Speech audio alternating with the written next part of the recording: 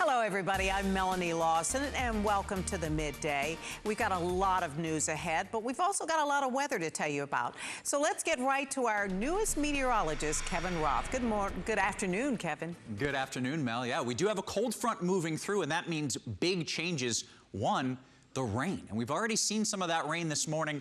Lower rain chances as we go through tonight, mostly cloudy skies. But we're not done. This is not just a one-day event. Look into tomorrow, Saturday afternoon. Again, a few showers across southeast Texas. Not as widespread as what we saw this morning, but still a chance of some rain. And then you keep this going, quieter through the evening into Sunday. We bring this back again, a chance for showers and storms on Sunday as well. This is all great news because we've been in a moderate drought and that pollen has been a nightmare. So the rain is great. It's going to wash some of that away. Right now, the oak pollen still in the very high category that has gradually been going down through the week. I think this rain is really going to help wash a lot of that remaining pollen out. The other thing that this front brings, of course, is cooler temperatures. And you can see that with high temperatures. Saturday, a high at 66. Lows here falling into the 50s and 60s.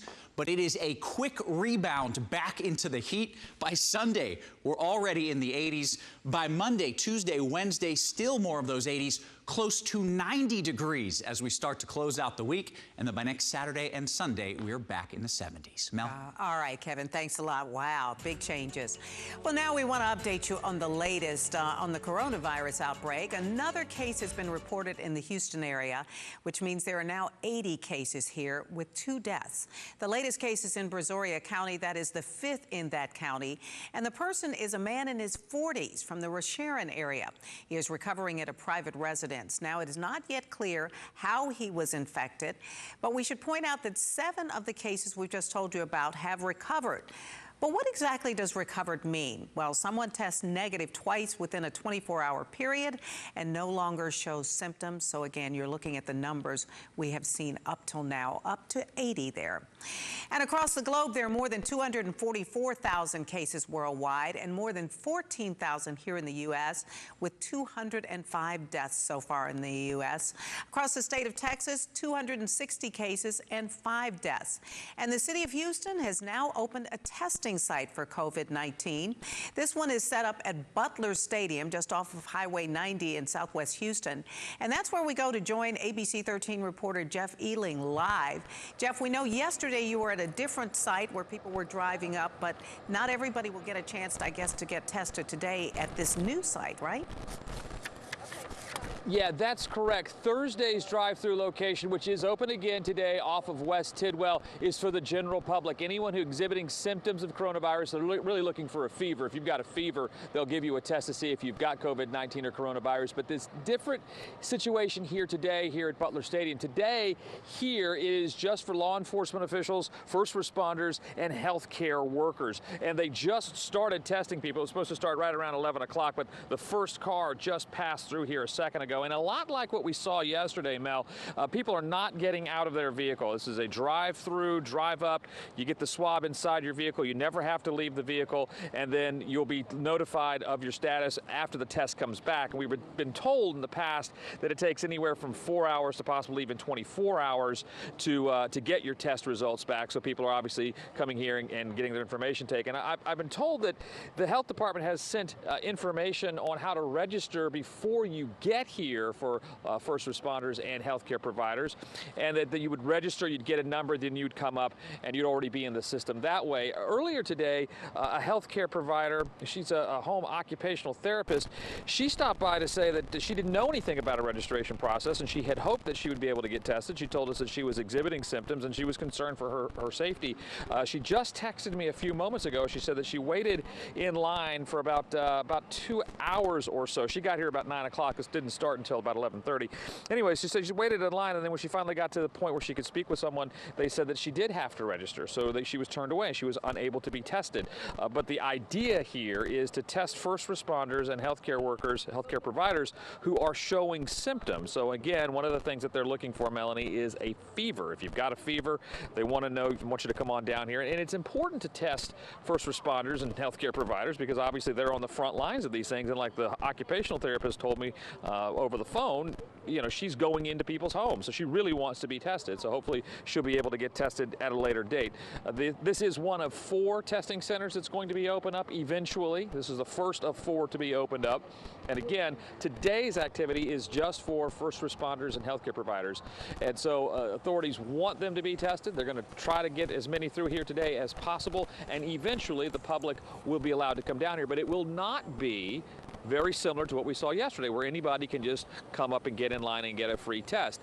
The folks here are going to want you to pre-register, to get a number, to be pre-screened, and then get down here and then get the test. So there's a whole process being set up to let that happen, to allow that to take place. The mayor, Mayor Turner, is going to have a press conference here in about 15-20 minutes to kind of explain this process and how it's going to work. We'll obviously bring that information to you as it happens, but that is the situation here. Again, they do not want just the regular public to show up here to get tested, because they're not doing tests for just the regular public. Again, it's first responders and healthcare providers only today.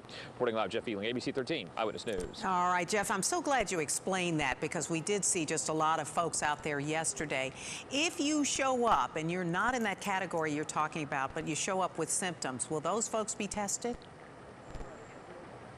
So if you show up here today, no, but if you show up over at the West Tidwell location, I believe it's 510 West Tidwell, over on the north side of town, you can show up there and you can be tested. You don't have to be pre-screened. But again, even there, they're not going to give you the test if you're not having symptoms. If you have a fever, that's one of the main symptoms. I think something like 80% of the people who have coronavirus have a fever. So obviously they're looking for that type of stuff. If you have a fever, they're going to test you for free at that other facility. That's where the general public can go. Even right now they can go. And next week it's going to be open up as well from 8 a.m. to 8 p.m. Monday through Friday. Again, that's off of West Tidwell. That's a public-private partnership providing those testing. This one is completely done by the public sector, by elected officials. The city of Houston, the Houston Health Department setting this one up. And again, the idea is to have 4 of these, but even so, even if they're all set up, I believe you're going to have to pre-register and not just come on down. And again, the main thing, I know we all want to know, do we have this? Are we, possibly spreading this to our family and friends? But if you don't have a fever, you're not considered to be a person who would be the right person to test. So if you have a fever, then consider getting tested. If you don't, if you just want to know, that's not really what this is about. All right. Thank you so much for explaining that to us, Jeff. We'll talk to you later.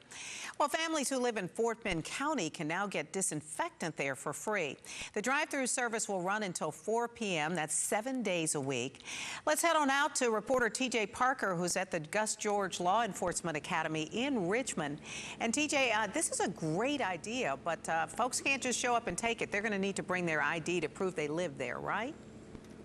Yes, you have to live here in Fort Bend County to get these free bottles of disinfectant. And Mel, let me tell you, we were here early this morning, and the line to get that disinfectant started about an hour early before they started passing it out. You could see it's been a busy morning. You could see people driving up here getting a spray bottle and a 1-gallon refillable bottle here. But despite the long lines that we've been seeing all day long, it is pretty efficient once you get up here and get those bottles. People who live in Fort Bend County yet again finding themselves in long lines, but this line of cars is people waiting to get their free bottle of disinfectant solution. Because anytime you have something that's free, you're going to have a large crowd, so you just have to be patient. The Fort Bend County Sheriff's Office, along with the Office of Emergency Management and Denora, a disinfection systems manufacturer, set up the mobile distribution center at the Law Enforcement Academy in Richmond. It's a great idea for them to do something like this for everybody. Because when we go to the supermarket, we can't find half of this. 25,000 gallons of disinfectant can be made here daily. It's a welcome sight for people who have been looking for it in stores. Oh, believe me, I've been going up almost every day.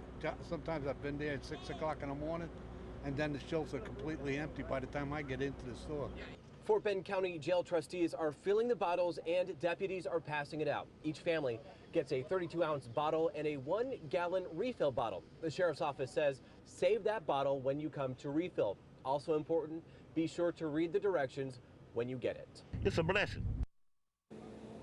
And back out here, you can see both deputies and Fort Bend County jail trustees passing those bottles out there, of course, using those protective gear, those gloves that you can see here. Now, also, the Sheriff's Office is asking people not to call 911 dispatch to ask questions about this service. Apparently, they may have been getting some of these calls again. This is open from 8 a.m. to 4 p.m., 7 days a week, only for Fort Bend County residents. And when you get here, you do have to show your valid Texas ID. And one spray bottle and 1 gallon refillable bottle per family at this location. Mel, back to you. All right. What a great idea, though, especially for all of us who've been looking for it. Thank you so much, TJ. Well, we've got some relief to tell you about for taxpayers in the middle of all of this. President Trump has tweeted out that tax day this year has been moved. It's no longer April 15th. Now it is July 15th. You get an additional 3 months. Now, this will give taxpayers and business owners additional time to file without paying any interest or penalties. So there you go. And another important notice for you today. HISD says because of the inclement weather, they, along with the Houston Food Bank, will not be handing out food today. In fact, the next handout won't be until Monday. HISD says they plan to extend their food distribution program through Friday, March the 27th. So that is next week. You will be able to get more food, but again, not today, starting again on Monday. Also later this afternoon, the Houston Humane Society is opening their free pet food pantry to help those affected by the coronavirus outbreak. They will distribute it curbside in their parking lot on Monday, Wednesday, and Friday from 2 to 4 p.m. By the way, this will go on throughout the month, so another couple of weeks. And starting on Monday, how about this? Burger King will be offering free kids meals. Participating locations will offer online coupons for 2 free kids meals for every adult meal that is ordered at Burger King. Now, those meals have to be purchased online or through Burger King's app, but customers can redeem 1 coupon per day, again, through April the 6th. And that is it for us for now. We want to thank you for joining us here on the Midday. Obviously, we will be around throughout the day for any live developments that show up. And of course, starting at 3 o'clock this afternoon. But we're here on ABC13.com and your news app throughout the day. Have a great Friday, everybody, and thank you for being part of the Midday.